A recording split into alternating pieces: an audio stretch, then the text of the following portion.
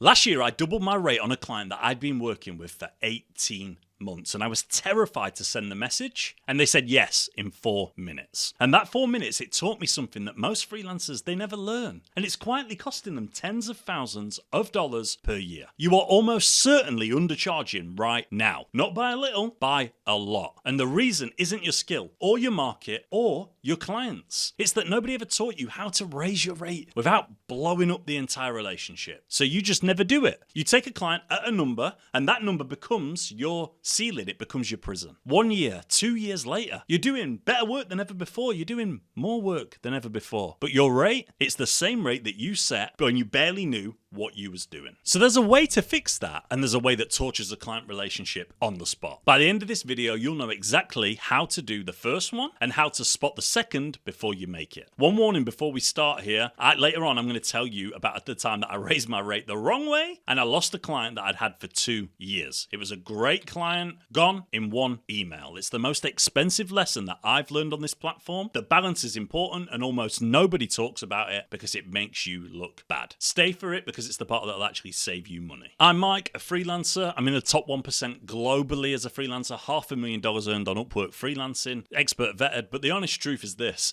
I didn't earn that by finding more clients. I earned a huge chunk of it by charging the clients that I already had what the work was actually worth. So let's start with why you're undercharging, because you probably don't even realize that you actually are. When you land a client, you agree on a rate. It's a handshake. Say $40 an hour. And from that second on, in that client's mind, you are a $40 an hour freelancer. That number becomes an anchor. It doesn't matter that 6 months later, you're faster, sharper, you're delivering twice the value and spending more time on the project without charging them. The anchor, it holds. You've trained them to see you at $40 an hour. And this is the trap. Most freelancers wait to be given a raise like it's going to come out of the clouds. They think if they just keep going doing great work, eventually the client will offer more. That will never happen. No client in history has ever emailed a freelancer to say, you know what, you're too cheap. Let me pay you more. It is entirely on you to move that number upwards. Nobody is coming to do it for you. A developer that I coach called Ben learnt this. He'd been with the same client for over a year at $35 an hour. He was doing senior level work at a junior rate and quietly resenting it inside. He was convinced that if he asked for more, he'd lose the client. So he said nothing, and every month he left money on the table. That resentment, by the way, is the real danger. Undercharging doesn't just cost you money. It slowly kills how much you care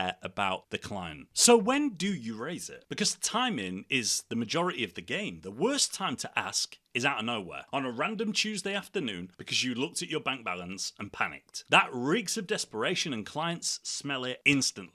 The best time is right after you've delivered a clear win. You just got them a result. You did something. The value that you provide is sitting right there in front of both of you, and it's undeniable. That is the moment that your rate should move. When the proof is the loudest, when it's screaming out in front of them. The other natural trigger is a new phase of work. A new project, a contract renewal, a new quarter, whatever it might be. Anytime the relationship resets, the number can reset with it. It's natural. You're not asking to change the deal midstream. You're setting the terms of the next chapter. And the framing underneath all of it is this: you never justify a raise by your costs. The client does not care that your rent went up. You justify it by their outcomes. Not, I need to charge you more. Instead, here's the value that I'm now delivering, and here's what that's worth. One is about you. The other, well, that is about them. And only one of them works. A quick one before I give you the actual words to use: comment 2 things below. Your current rate and how long it has been since you raised it. Just those 2. I read them and I'll tell you straight whether you're due, overdue,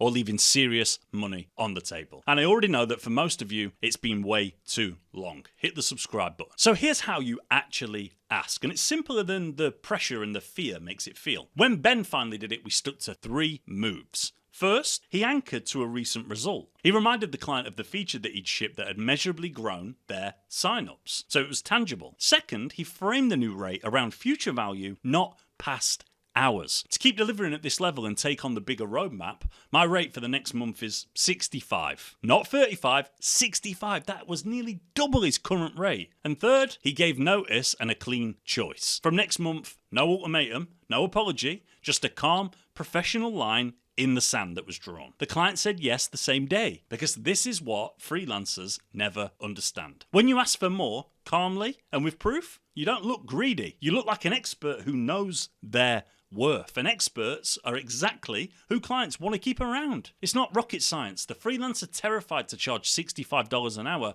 looks less valuable than the one who states it like a fact. Ben went from 35 to 65 on an existing client, same work in one conversation. That's not a small raise. That's a different life entirely on the exact same hours. Now, raising rates on clients that you already have is one half, and the other half is never getting anchored too low in the first place. With every new client that you bring on, you position at the top of what you can defend. Not at the bottom of what you're scared that they'll reject, but at the top. Because the rate that you start at is the rate that you'll fight to move for years. Start relatively high, and you never have to have that hard conversation at all. The easiest raise is the one that you never needed. Now, the part that I warned you about, the client that I lost, the one that got away. A couple of years back, I had a great client. They'd been with me for nearly 2 years. Reliable, paid on time, easy to work with, and I had great experience as a freelancer. And I decided that I was underpaid. Which I was, but this is where I got it wrong. I sprung it on them with no warning in the middle of an active project, and I justified it entirely by me. My rates have gone up, my new rate is X, effective immediately. No anchor to the value that I delivered,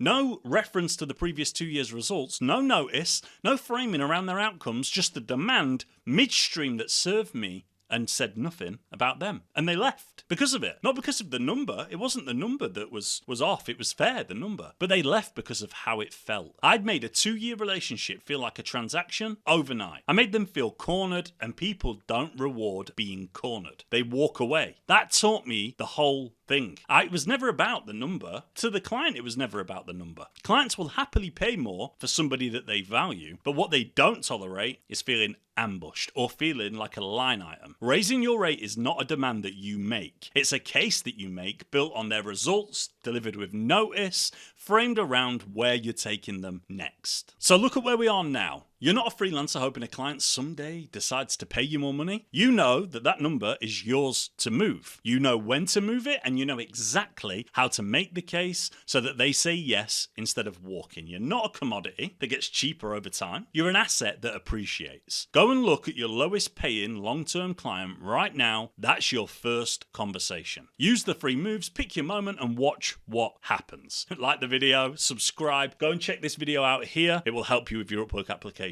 I'll catch you in the next one.